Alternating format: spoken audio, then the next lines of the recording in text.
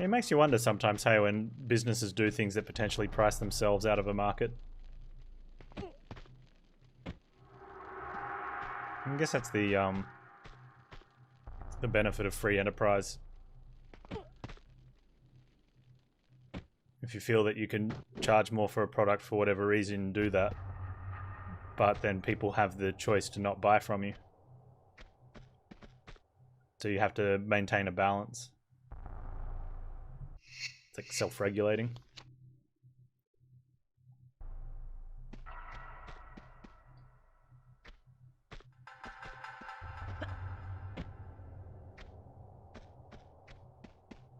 Ah, there we go.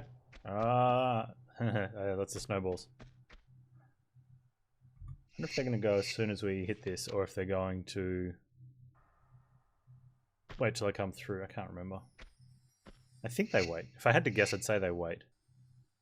Seems a bit harsh to come rolling as soon as you push the key in.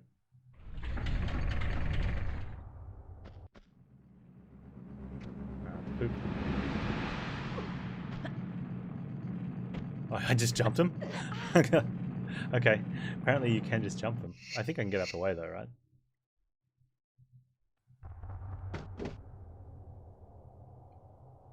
So we can get out the way. I think it's easier to get up off the side, maybe.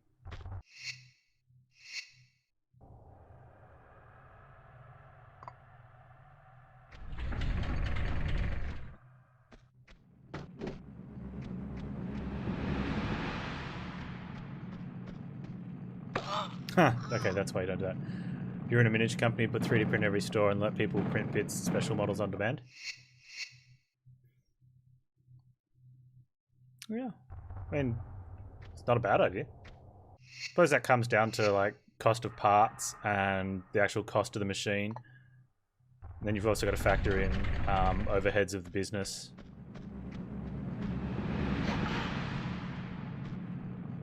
Chance of people breakages.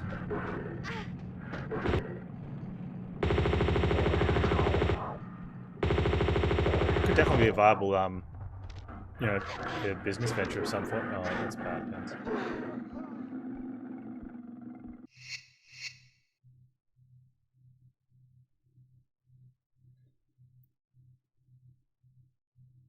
If you could have a reliable print, so you're almost guaranteed not to have like bad printouts, which is pretty tough, but it's getting better.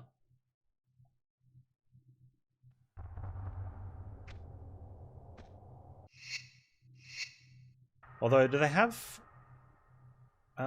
if they had filament that, if it doesn't work, you can melt down and reuse, then it wouldn't matter as much, would it? Because you could just melt it down and put it back in the... Well, I don't know how that changes the... if it makes it not as strong. But it doesn't need to be too super structurally strong for miniatures. It's not like they're actually going under a lot of stress load. It just needs to be able to sort of stay, like, be able to hold the weight of paint. Yeah?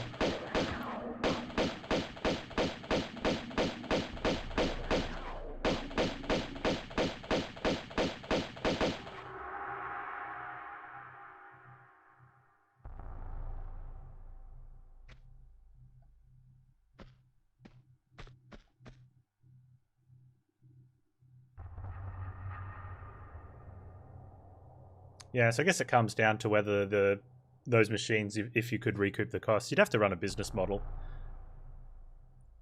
But a lot of them are becoming, a lot of those things are becoming really cheap.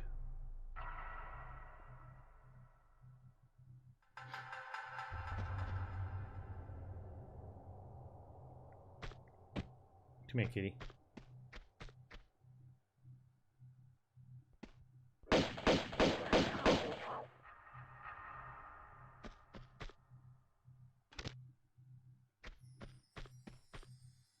Oh, I remember this level. Oh, I know what's going to happen. Well, I don't know exactly what's going to happen, but I know what's in that room over there. Right, let's have a look.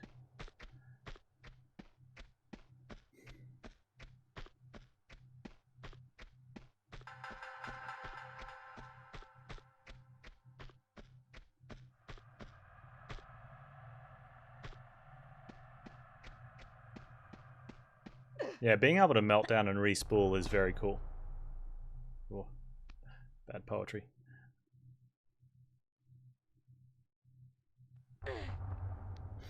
Especially if you want to, like, if you're making something more structural instead of just like inanimate, because then you could try different. I don't know what the word for it is, but where you have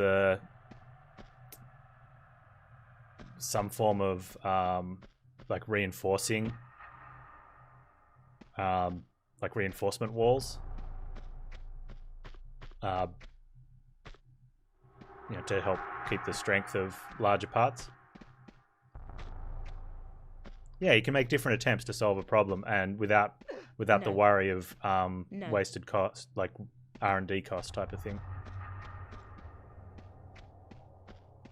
which is really important for hobbyists.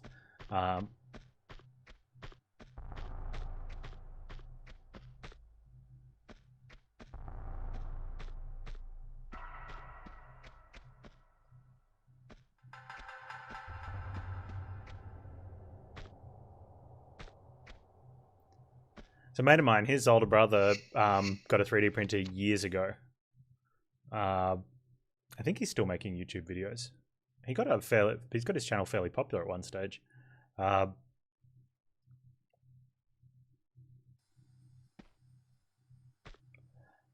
he got a 3D printer, like, yeah, I can't remember. It was a very long time ago, because he was just curious, right? And he did notice, like, when he was printing out some things, like, they just weren't good quality, and because, like, people were trying to work out the different settings and speeds and you know, to go with the filaments and things, and so you couldn't remelt down at that stage,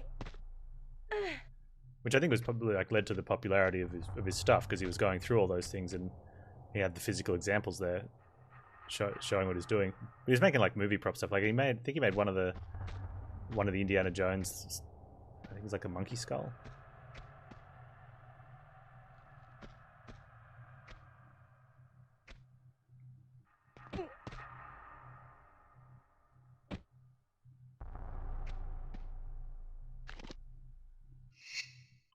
Let's get through Uzi.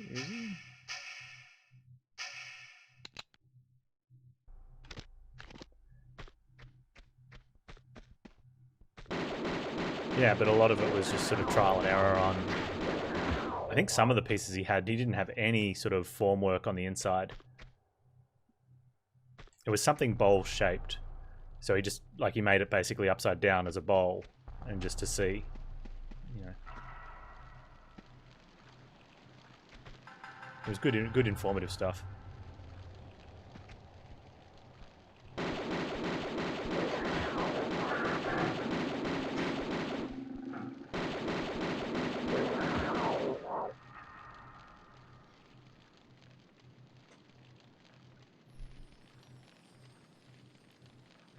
Spool of plastic, $20 to $25, $50 last ages. You got it delivered, and it was $200. Yeah, see, that's, like, super cheap these days, right? Like, you get a regular computer printer to print on paper can cost up to, well, what's the starting price in Australia now? You probably get, like, a super crappy one for under $100, but they're super crappy and they come with, like, next to no ink.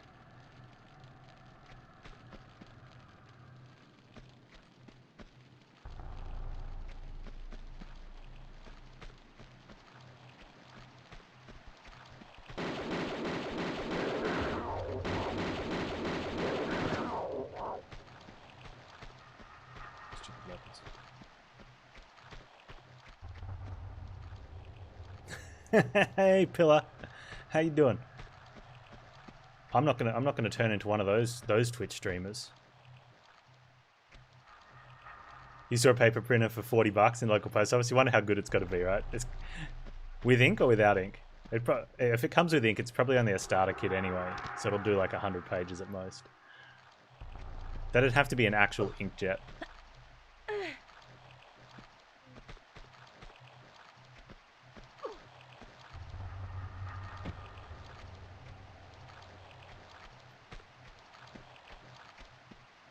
It was a cannon. Yeah, they're okay, but they are like. I remember for so long I kept getting the cannons, and it was pretty much when it ran out of ink. It was cheaper to the ones that there was cheaper to buy a new printer than it was to get an ink refill.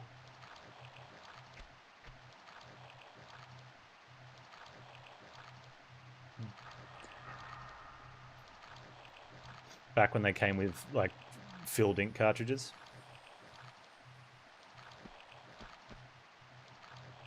Ah, we jump it down here.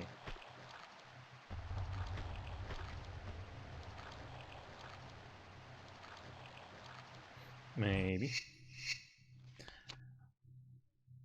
What's happening with over where you're at, Pillar? You got enough toilet paper? People have certainly reached the height of stupidity where we are. Like our shops have run out of products.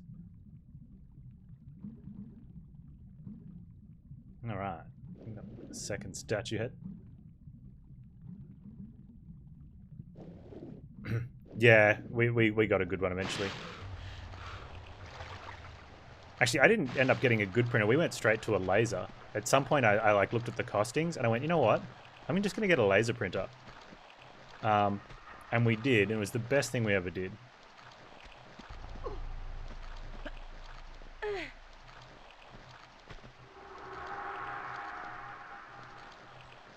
A lot of meat and pasta.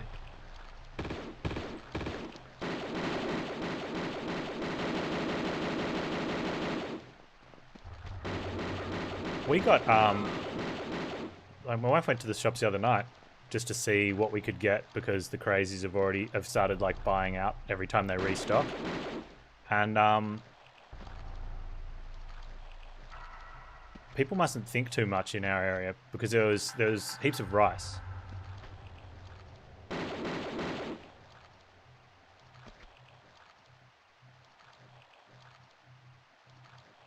And like that's like rice is good, right? Like it goes a long way. Like a bag of rice like bulks up heaps. And also potatoes. Like she came back with a huge bag of potatoes and a bunch of massive sweet potatoes. I don't like sweet potato personally, but she does and the kids do. Rice. There was a lot of rice on the shelf.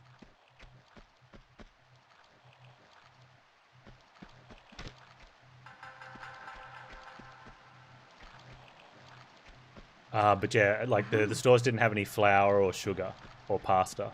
Oh, I think she got it. She went to a couple stores the other night. She went down to like a 24-hour store down the road, which is pretty well priced considering it's a 24-hour store. And they didn't have much. But she went to one of the others, couple of the bigger stores, and she was able to get some spaghetti from somewhere. Yeah, frozen meals are really weird. Like they're expensive and they don't go very like for the size. Considering you need to sort of, if you're in an area where food's scarce or you're worried about shortages because of things and you need to bulk up. Do we need to go up there? Maybe. Like they take up a lot of space. Like so we end up like she got a small brisket, which I have no idea how to cook. Like whenever you see like brisket on TV show, like American TV shows, they're these huge chunks of meat that like just look amazing. And this looks like it would be a smaller version of one of those. So I guess we'll work it out. But a lot of like bulk, what do you call the crappy cuts of meat that need to be slow cooked? Anyway, the crappy cuts of meat that need to be slow cooked. She was able to get quite a bit of that was left. Like everyone went for like the steaks and the mince, obviously.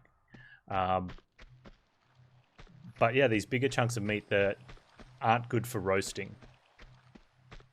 Like they were there, and we're happy to put stuff in a crock pot all day. No, not even a roast. Like the roast meats were gone. Like the cut roast beef and roast lamb and roast pork to cook. They were gone. These are the ones that are, yeah, you really need to sort of slow cook them for like hours type of deal. you know, in like a simmer pot or a stew. I suppose a crock pot would do it if you got it. Like gravy beef is one of them. Like we've got a thing of gravy beef.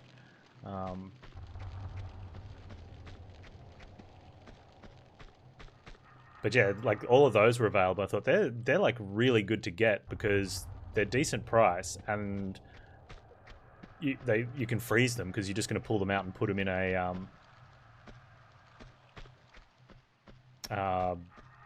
like you're just going to put them in a pot to simmer all day anyway, like a slow cooker.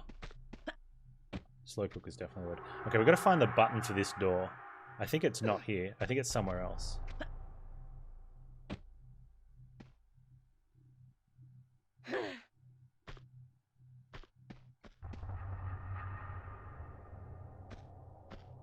And what was kind of weird, like, there's a lot of vegetables still around. Which I know people are sort of bulking up on things that are more traditionally frozen, but you can freeze vegetables. The frozen vegetables were already gone, but the fresh vegetables, there was lots of fresh vegetables.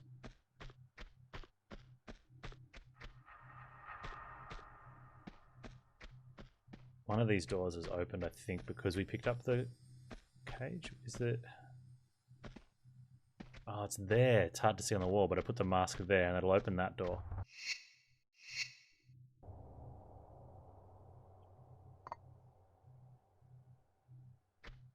Right, this is the dark room with the Yetis somewhere in it.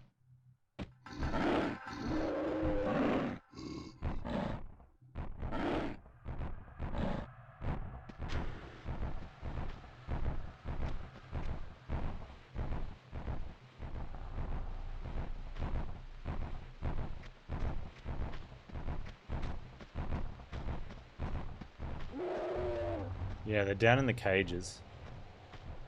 And then we're going to do something and a door's going to open. That's going to let them out. And there's nothing we can do about it. I think even if we go down here, there's nothing we can do about it, right?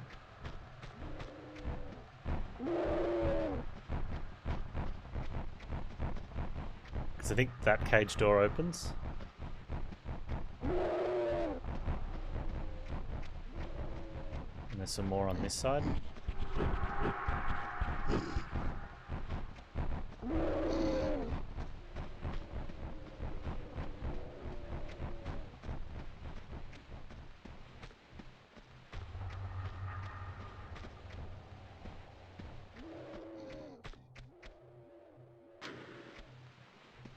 No, that's the door that opens. Can we drop these flares?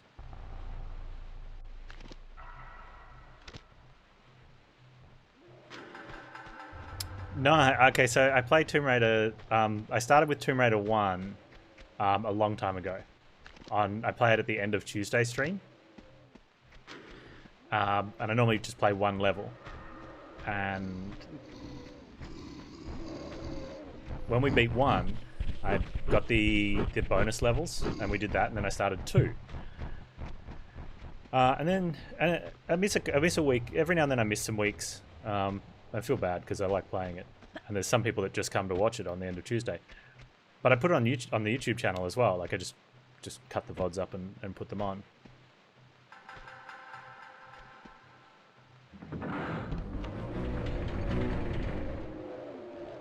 I think they're up now.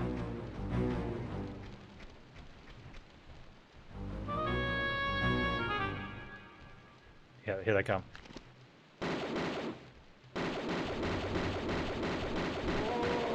But I lost some over the holidays.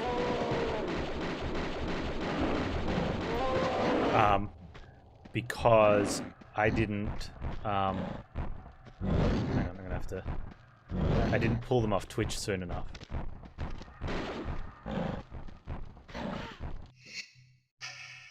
And I wasn't paying attention. And I missed one, and I lost a level. I only lost the one level, which is okay, right? So it's this one. So I'm replaying it. Because it'll be easier if I replay it today and then pull it off after the stream, and then piece it back in and then grab the next one. Nice. Uh-huh. So one thing that happened the first time I played this, I didn't realize there was a hotkey on the controller because it's the select button, right? No one uses the select button for anything until all of a sudden you start using it for everything. But I'd never thought of trying it in an older game because you just didn't use the select button in older games for anything. Oh, that's right. So I had to sort of, I hadn't used the flares unless I really had to, because you had to go into the start menu and grab one out from here and then watch the box do this and then hit the button again and then she'll pull it out. And it wasn't until some of the later levels where I just started pulling flares out because I accidentally hit the select button one day. I'm like, hey, I've got a flare. So when we had to do this level the first time through, you couldn't see the gorillas running up, so you couldn't aim at them. It was... So the plan was pull the trigger and pull that lever and then try to run out and run halfway across the outside map to a safe spot and pick them off. It was awful.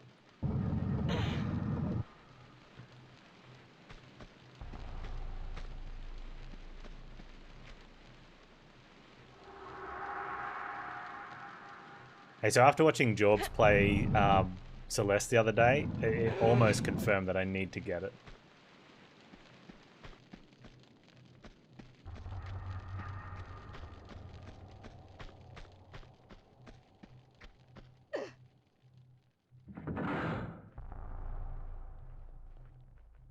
It was funny to watch, like, because you'd pull you'd pull the first lever here, the one just outside this door, and then you'd run. I was trying to run out here and time it, because you have to then make this jump or get up here without using as much time as possible.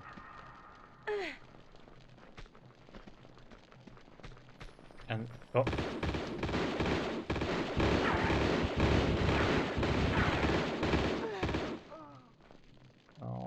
Where would I save last? Oh, was it these guys I was trying? No, it wasn't these guys.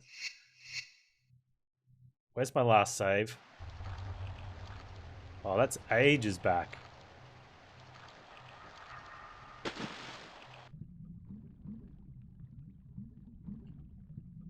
Oh, man.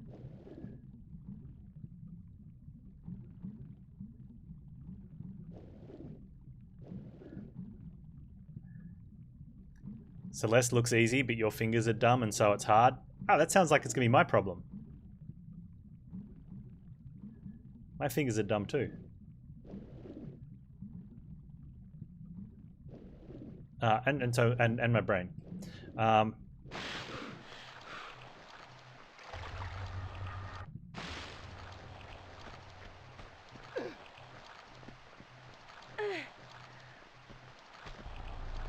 think what I found really interesting about it though was the concept of redoing it for a better time.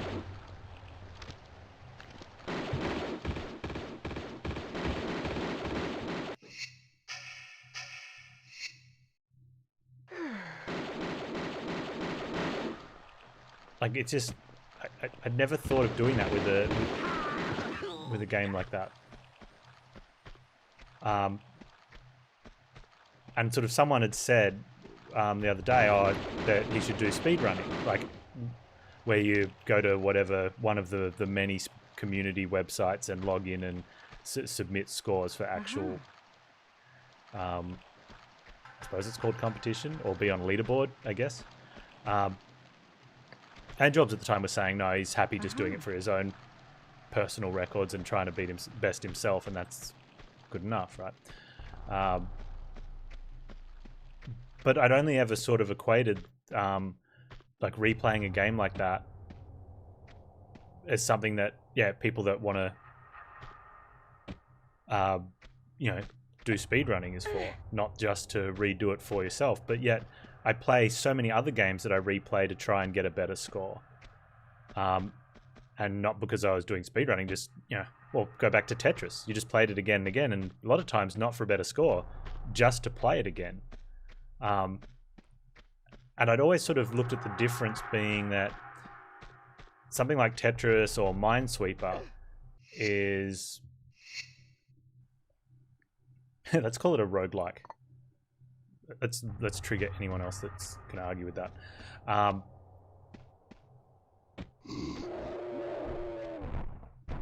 You know, from the point of view that it's a one shot, right? Like, and every time you're playing the same game, but not the same level. Like you're playing the mechanics of the game, not a pre-designed version of the game. Whereas platformers and other games, let's say, look at Tomb Raider and things. I suppose Tomb Raider is technically a platformer. You know, they're pre-designed levels, so you're playing based off memory, and especially in a game like Celeste, there's going to be a little bit of muscle memory with some of the levels, right?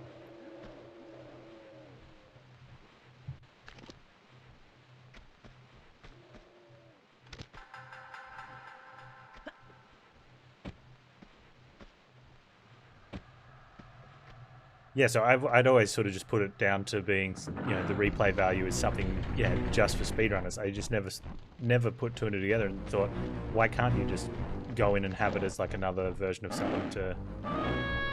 Because you totally can, right?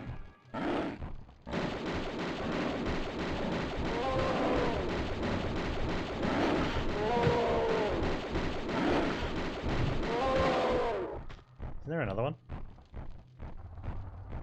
Is he lost? 1, 2, 3.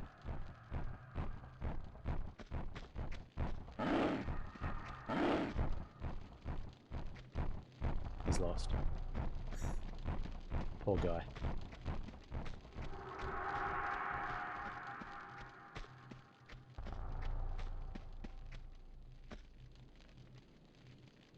Seriously, where are you, dude?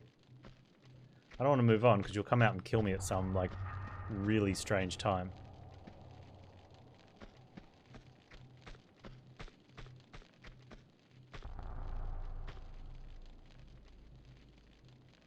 I wonder if the game despawned him.